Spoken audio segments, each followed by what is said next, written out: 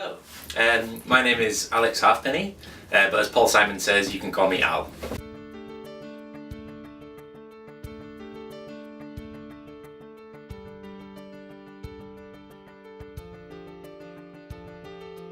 How do I define myself? I've always thought of myself as a jack of all trades, and to me that always had negative connotations. So like growing up, I'd never really commit to it, like one subject or one thing that I wanted to do for the rest of my life. It was all, what do you want to be when you grow up, Al? And I never had an answer to that question because I always wanted to try and learn new things. And yeah, I always kind of felt guilty about that, as if it was, I was not doing something I was supposed to be doing.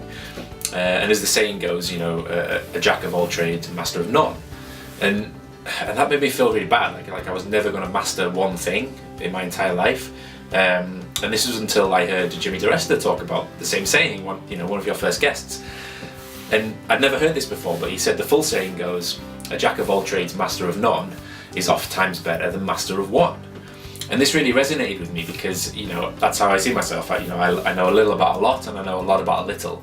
And every time I want to try and learn a new skill, all it does is make me want to learn the next thing and the next thing. So yeah, I'm a jack of all trades.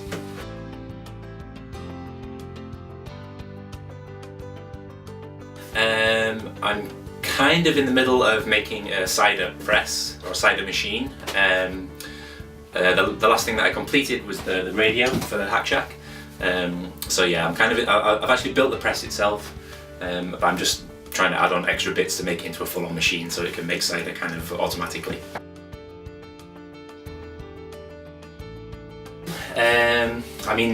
It'd be cliche to kind of say a pencil, but that's kind of where everything starts for me.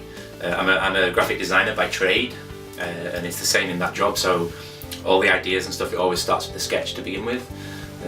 But if it has to be like an actual tool from the workshop, I really love my circular saw.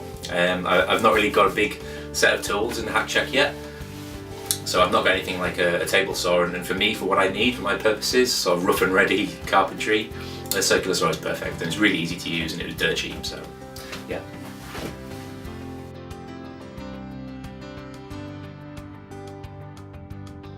My favourite project that I made, it wasn't actually something that I built in the Hack Shack, but it was a few years ago when I was a kid. I built a fire pit at my parents' house, and it was kind of dry stone wall, with really primitive wooden benches and a huge big fire pit in the middle, and there was a kind of a pagoda as well with a path that walked up through the garden, and it wasn't the neatest or tidiest or most beautiful build in the world, but it was the use that we got out of it. It was a really kind of communal place. It was a place where friends and family could come, and I've got a lot of stories that were told around that fire pit. So yeah, I think that's my favourite project so far anyway.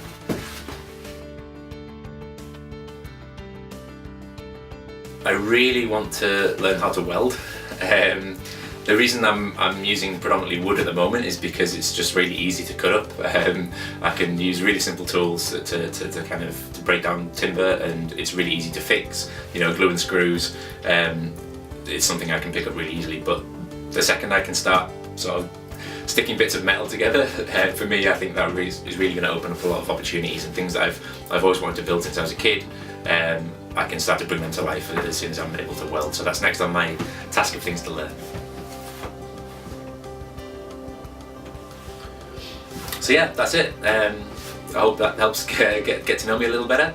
If you want to check me out, my YouTube channel is called Al's Hack Shack, and you can also find me on Instagram and Facebook under the same name. Yeah, so thanks a lot and goodbye. And remember to stay hydrated.